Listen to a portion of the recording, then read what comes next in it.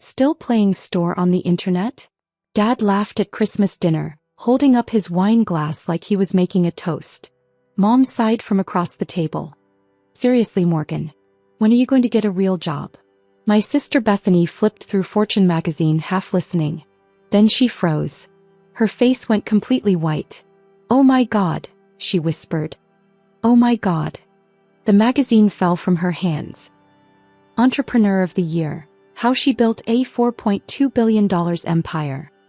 The presents stopped being opened. I was 8 years old when I learned that Bethany could do no wrong. She'd gotten a C+ on her math test, but Mom framed it anyway. "You tried so hard, sweetheart." Meanwhile, I'd brought home straight A's and a note from my teacher about my science project winning the district competition. Dad glanced at my report card for exactly 3 seconds. "Good. Now go set the table." Bethany was 3 years older, confident, beautiful in that effortless way that made everything she did seem important. I was the quiet one, the one who spent hours in my room reading business magazines I'd bought with my allowance. At 10 years old, I was studying logistics models. At 12, I was teaching myself basic coding. "Morgan's in her room again," Mom would say like it was a character flaw. "Bethany's at volleyball practice with actual friends." When I was 15, I started my first online business. Nothing fancy. I bought wholesale jewelry, photographed it nicely, and sold it on early marketplace platforms. I made $3,200 in 6 months. I was so proud. I showed my parents the bank statement. Dad barely looked up from his newspaper. "Internet money isn't real money, Morgan. When you get a real job at a real company, then we'll talk about success." Bethany was 17 then, already dating the son of Dad's business partner. "That's cute," she said, not meanly, but with that particular kind of dismissal that somehow hurt worse than cruelty. "Like a lemonade stand, but online." I stopped showing them anything after that. When I was 19 and in college, I built my second business. A dropshipping operation focused on sustainable home goods. I worked from 6 a.m. to midnight most days, juggling classes and customer service and supplier negotiations. I made $47,000 in the first year. By year 2, I'd hit $180,000 in revenue. Meanwhile, Bethany graduated with a communications degree and immediately got hired at Dad's investment firm. Not because she'd applied. Because Dad created a position for her. Director of Client Relations, Mom announced at Sunday dinner, beaming. $65,000 a year to start. Can you believe it? I was sitting right there. My business had just cleared $200,000 in annual revenue. I was 21 years old. Nobody asked me anything.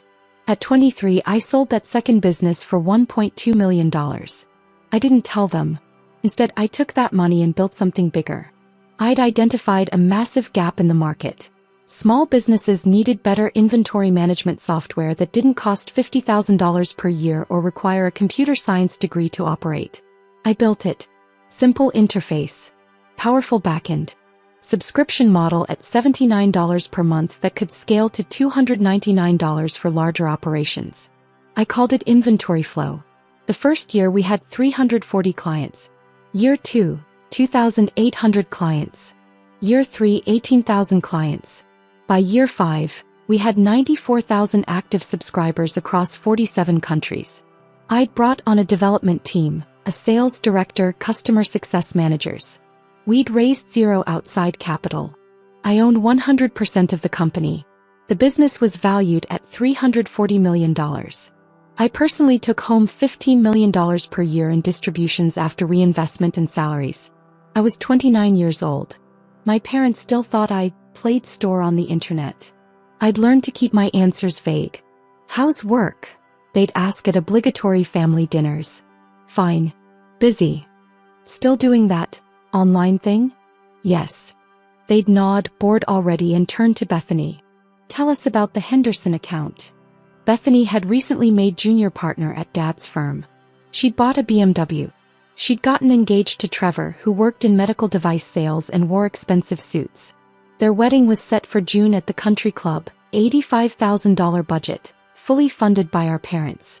When I'd gotten quietly married to James 2 years earlier, a simple ceremony at a vineyard we'd rented for the weekend, I hadn't even told them until 3 weeks later. "You got married?" Mom's voice on the phone was flat. "To that programmer you were seeing?" Software architect, I'd corrected quietly. Yes. Well, I suppose congratulations are in order. She'd sounded like I'd told her I'd bought new dish towels. James was perfect for me. Calm, brilliant, understood the business because he'd built his own successful cybersecurity consulting firm.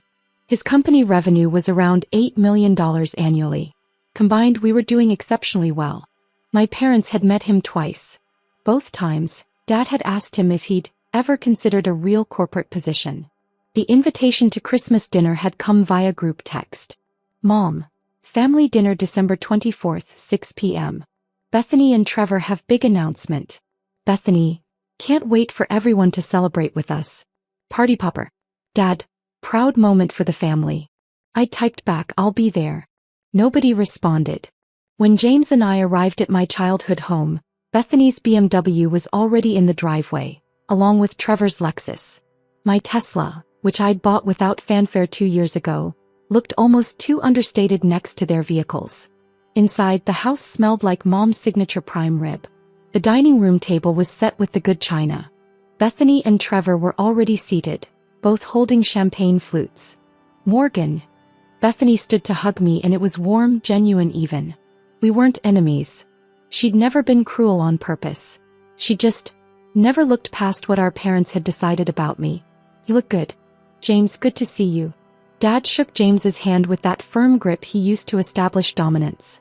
Still doing the computer security thing? Yes, sir, James said evenly. Business is strong. Good, good. Dad had already lost interest. Bethany, show them the projections you put together for the Whitmore account. We sat. Mom brought out appetizers, brie and crackers, shrimp cocktail, things I remembered from every holiday dinner growing up. So, Dad said once we'd all been served drinks, your mother and I have some announcements tonight, and so do Bethany and Trevor. Bethany was glowing. We're pregnant. She put her hand on Trevor's. 12 weeks. Due in June. Mom actually had tears in her eyes. Our first grandchild. I smiled. Congratulations. That's wonderful. It was wonderful. I meant it. Bethany would be a good mother. And, Dad continued, we've decided to make Bethany full partner at the firm. Youngest partner in company history. She's earned it. Trevor raised his glass. To my brilliant wife. Everyone clinked glasses. James and I joined in. Then Dad turned to me almost as an afterthought. Still playing store on the internet, Morgan? He laughed. Not meanly. Just dismissively. Like he was asking if I still collected stamps. Mom sighed, that particular sigh that meant she was disappointed but trying to be supportive. Seriously, Morgan.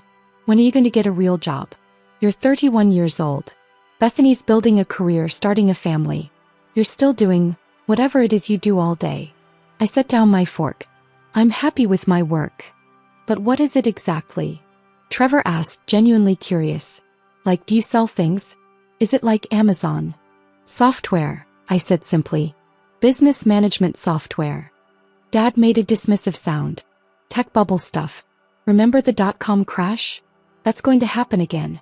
Real wealth is in real businesses. Asset management, real estate, tangible value.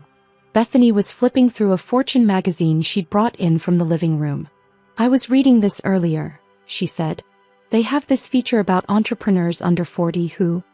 She stopped. Her face drained of color. Beth. Trevor touched her arm. You okay? He was staring at the magazine. Her hands started trembling. Oh my God, she whispered. Then louder, oh my God. What they didn't know, what I'd never told them, was that inventory flow had exploded in the past 18 months. We'd been approached by 3 major venture capital firms offering to buy minority stakes at a $1.8 billion valuation. I turned them all down. Then a Fortune 500 logistics company had offered to acquire us for $4.2 billion in cash and stock. I'd accepted. The deal had closed 8 weeks ago. My payout, after taxes and setting aside funds for my team's bonuses, $2.8 billion. $2.8 billion. I'd kept the same team, stayed on as CEO for a 3-year transition period at a $15 million annual salary, and maintained creative control over product development. The acquisition had been featured in TechCrunch, Bloomberg, and The Wall Street Journal. Forbes had done a profile.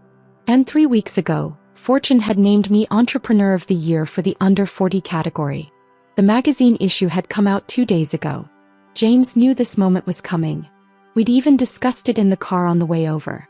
They're going to find out eventually, he'd said. I know. You don't owe them a dramatic reveal. I know that too. But here we were. The business I'd built had started with that childhood fascination with logistics. I remembered being 12, watching a documentary about warehouse management and thinking, this is so inefficient. Someone should fix this. So I did. Inventory flow had started small. I'd coded the first version myself, working 16-hour days in our one-bedroom apartment. James had supported us on his salary while I took no income for the first 8 months. When we got our first paying client, a small bookstore in Oregon, I'd literally cried. By month 12, we had enough revenue for me to pay myself $40,000 a year. By month 18, I'd hired our first developer. By year 2, we had an office, just 1,200 square feet, but it was ours. The breakthrough came when a regional restaurant chain with 45 locations implemented our system and reduced their inventory waste by 34% in the first quarter. They'd posted about it on social media. Within a week, we had 200 demo requests. I'd scaled carefully. No flashy spending. No fancy office downtown. I'd kept our team lean, our burn rate low, our focus sharp. While other startups were burning through millions in VC funding on ping-pong tables and craft beer kegs, we were profitable from year 2 onward. The fortune I'd built wasn't from hype. It was from solving a real problem for real businesses and doing it better than anyone else. My team was 53 people. I knew all their names, their kids' names, their career goals. When the acquisition went through, I'd structured the deal to include $94 million in retention bonuses for them. Everyone who'd been with the company for more than 2 years became a millionaire. Our receptionist, who'd been with us since year 1, got $2.3 million. The acquiring company's CEO had told me in the negotiation, we're not buying the software. We're buying your methodology and your team's culture. Don't change what works. I still drove the same Tesla. James and I still lived in the same house. Though it was a nice house, a $2.8 million property in a good neighborhood that we'd bought 18 months ago. I still wore simple clothes, still preferred reading to parties, still avoided attention. The fortune feature had been the first real public attention, and I'd only agreed to it because the exposure would help my team's next ventures. The interview had been straightforward. They'd asked about my methodology, my philosophy, my background. I'd mentioned growing up in a family that didn't understand what I did. The journalist had found that compelling. She titled her section of the piece, Building an Empire While No One Was Watching. The cover photo was professional but understated. Me in a black blazer standing in our office with the caption, Entrepreneur of the Year, How She Built a $4.2 billion empire. That magazine was now in Bethany's shaking hands. Entrepreneur of the Year, Bethany read aloud, her voice barely above a whisper. How she built a $4.2 billion empire. He turned the magazine around. The cover photo was clear. Professional. Unmistakably me. Dad's fork clattered to his plate. Mom's hand went to her throat. Trevor leaned forward. Is that? Morgan. Bethany's voice cracked. This is you. You sold your company for $4.2 billion. I took a sip of water. The article is well researched. You.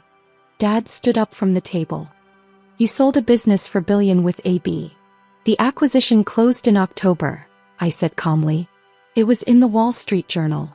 Mom's face had gone completely pale. You're the Morgan Chin in this article. CEO of Inventory Flow, the revolutionary inventory management platform that's changing how businesses operate? Yes. Bethany was reading frantically now. Chin started the company 6 years ago with zero outside funding, building it into a juggernaut with 94,000 active subscribers across 47 countries. Her personal stake in the $4.2 billion acquisition, $2.8 billion. The room went completely silent. James quietly reached over and squeezed my hand under the table. Trevor broke the silence. $2.8 billion? Before taxes, I corrected. Dad sat back down heavily. Why didn't you tell us? I looked at him evenly. You never asked. Every time you asked about my work, you called it playing store on the internet, or asked when I'd get a real job. But Mom's voice was faint. We thought it was just a hobby. It employed 53 people, I said, all of whom became millionaires when the deal closed. I structured the sale to prioritize their financial security. Bethany was still reading. Chin is known in Silicon Valley for her unconventional approach. No venture capital, no flashy spending, no press coverage until the acquisition was announced. She built her empire while working from a modest 3,200 square foot office and driving a 2020 Tesla. She looked up at me. You've been a billionaire for 2 months and you didn't say anything? Would you have believed me if I'd just told you? No one answered. Dad's face had gone from pale to red. This doesn't make sense. How could you? I'm in finance. I understand business. If you'd built something worth billions, we would have known. You would have known if you'd asked, I said quietly. Or if you'd read TechCrunch, or Bloomberg, or the Wall Street Journal, or Forbes. The Forbes profile came out in September. Mom's hands were trembling. Morgan, we didn't know. I'm aware. Trevor was still processing.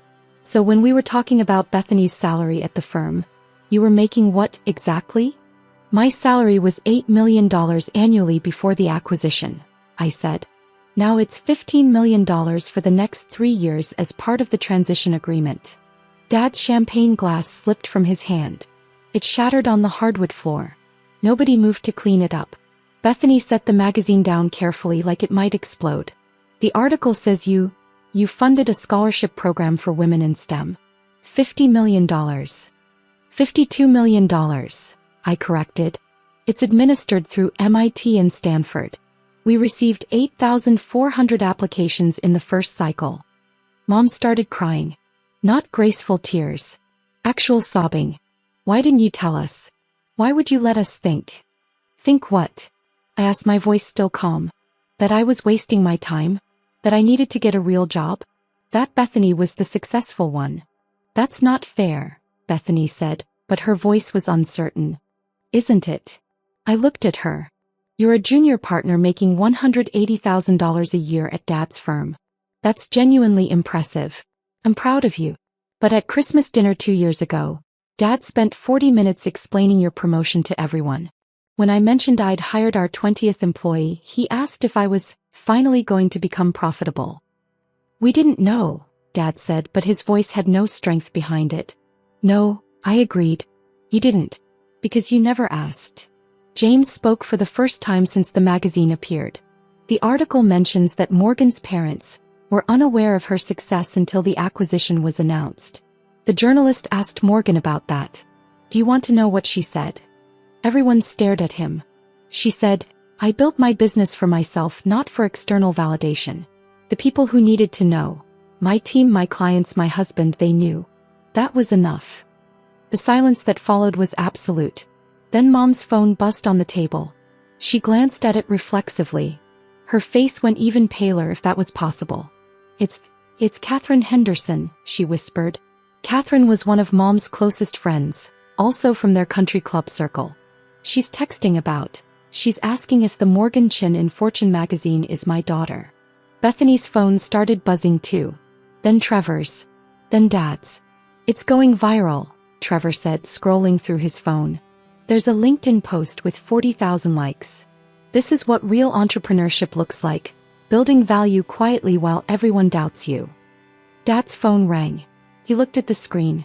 It's Richard Whitmore. One of his major clients. He answered. Richard, hello. We could hear Richard's booming voice through the phone. Jim, just saw the Fortune article. Your daughter. The Morgan Chin. Why didn't you tell me your daughter built Inventory Flow? We've been using their software for 3 years. Game changer for our operations. Dad's face cycled through several emotions. Yes, we're very proud. Proud? Jim, you should have been shouting it from the rooftops. I'm telling everyone at the club tomorrow. We need to do lunch. I want to pick your brain about the industry. Must run in the family, that business sense. Dad hung up slowly. He wants to have lunch, he said blankly. To talk about business sense that runs in the family. The immediate consequences began within hours. Mom's phone didn't stop ringing. Every friend, every country club acquaintance, every distant relative. all calling to congratulate her on having such a successful daughter. I don't know what to tell them, Mom said, still crying. Everyone's asking why we didn't mention it. Nancy Pritchard said she read the article and it mentioned we didn't know. She asked if we were estranged. Are we? I asked simply. No one answered. Dad's phone was worse. Business contacts, golf buddies, everyone. And beneath the congratulations was a question they didn't ask but clearly wondered. How did you not know? Bethany was sitting very still. Trevor, she said quietly. We should go. Beth, I said. She looked at me. Congratulations on the baby. Genuinely. That's wonderful news. Her eyes filled with tears. Morgan, I didn't know. I swear if I'd known. I know, I said. And I did. Bethany had never been deliberately cruel. She just never questioned the family narrative. They left 20 minutes later. James and I stayed mostly because we wanted to make clear that this wasn't a dramatic exit. This was just the truth finally visible. Dad sat at the table, the Fortune magazine open in front of him. The article mentions you started this when you were 23. Yes. We thought. I told you it was a phase. You did. Morgan. His voice cracked. Why didn't you tell us? I considered my answer carefully. At first because I wanted to prove I could do it. Then because you'd made it clear you weren't interested. By the time it became something worth mentioning, I'd built a life where your opinion didn't define my success. Mom flinched. That came out harsher than I meant it, I said. But it's true. I built this for me. Not to prove anything to you. Not to earn your approval. Just because I saw a problem and wanted to solve it. The article says you turned down venture capital, Dad said, still reading. Multiple offers. $1.8 billion valuation. I didn't want to answer to investors. That's... He looked up. That's actually smart business. I know. The escalating consequences came over the next week. Dad's business partner called him, excited about Bethany's connection to me through the family. We should leverage this. Get Morgan to speak at our investor conference. Dad had to explain that his daughter wasn't taking his calls. Because after that Christmas dinner I'd set boundaries. I'd sent a family email, carefully worded. I love you all, but I need time to process the family dynamics that have been in place for most of my life. I'm not angry. I'm not punishing anyone. I'm simply protecting my peace. When and if I'm ready to rebuild our relationship, I'll reach out. I need you to respect this boundary. Mom had called 17 times the first day. I didn't answer.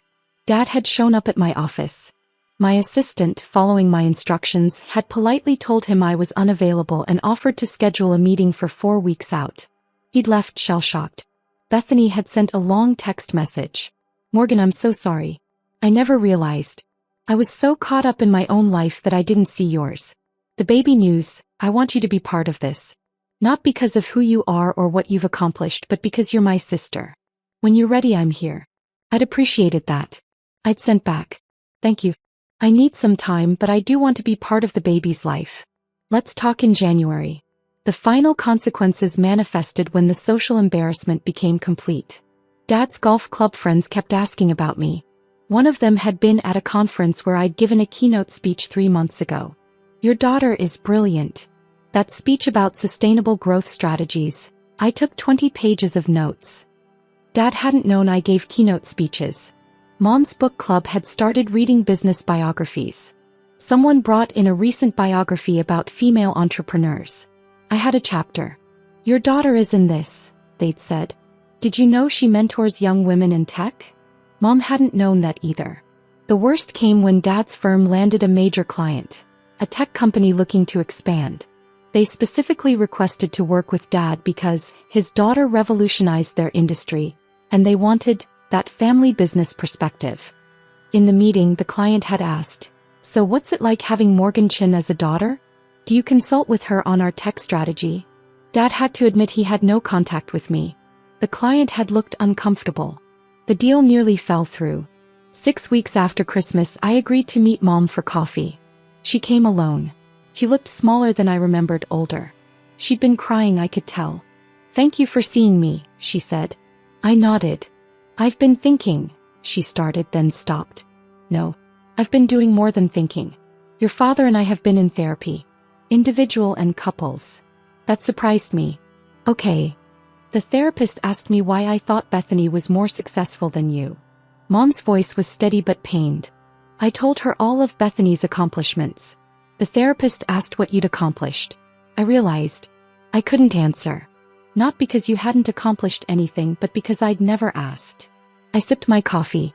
Morgan, I don't expect forgiveness. I don't expect you to suddenly want family dinners again. But I need you to know that I see it now. How we treated you. How we dismissed everything you worked for. How we made you feel invisible in your own family. I appreciate that, I said quietly. The Fortune article mentioned your scholarship fund. $52 million. When I read that, Morgan, that's more than our house is worth. More than your father's made in his entire career. And you just gave it away. It's money that can change lives. Women who wouldn't otherwise have access to education in STEM fields. That felt important. Mom's eyes filled with tears. You're a better person than I taught you to be. I shook my head. You taught me resilience even if you didn't mean to. You taught me to build something for myself, not for external validation. Those aren't bad lessons. But we should have seen you, she whispered. We should have asked. We should have known. Yes, I agreed simply. You should have. We sat in silence for a moment. What happens now? Mom asked. I don't know, I said honestly. I'm not cutting you out of my life. But I'm also not pretending the past didn't happen. I've built a life I'm proud of with people who see me clearly. James, my team, my chosen family. That's my foundation. You and Dad and Bethany, you can be part of my life, but you're not the center of it anymore. She nodded slowly. That's fair. Bethany texted me yesterday. She's having a girl. She told me. Mom managed a small smile. She wants to name her Morgan. Middle name. That caught me off guard. That's unexpected. She said she wants her daughter to grow up knowing that success isn't loud. That the most powerful people in the room are often the quietest. She said she wants her daughter to be like you. I felt something crack in my chest just a little. I'd like to be part of that, I said quietly. The baby's life. On my terms. Whatever terms you need, Mom said immediately. Morgan, we're going to do better. I know that sounds empty right now. But we're trying. I believed her. Not because I thought everything would magically fix itself, but because I could see she meant it. 2 weeks later, I had dinner with Bethany. She was showing now, glowing with pregnancy hormones and nervous energy. I'm really sorry, she said for the 50th time. I know. You've said that. But I mean it. I know that too. She twisted her napkin. I keep thinking about all the times I didn't ask about your work. All the times I just assumed you were doing okay, nothing special. I was so wrapped up in my own world. You were living your life. That's normal. But you're my sister. I am, I agreed. And you're going to be a mom. That's incredible, Beth. She smiled, tears in her eyes. I really do want you to be part of this. Aunt Morgan. Not because you're famous now, but because you're my sister. And I'm really proud of you.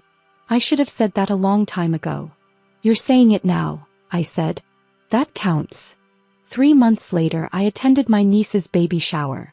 Dad was there, quieter than usual, watching me with something like wonder. Mom was attentive without being overbearing. Bethany introduced me to her friends without mentioning fortune or money or business. Just, this is my sister, Morgan. Felt like a beginning. Not a reset. You can't erase 31 years of family dynamics. But a beginning. I left the shower early. I had a board meeting the next morning, and James and I drove home through the evening traffic.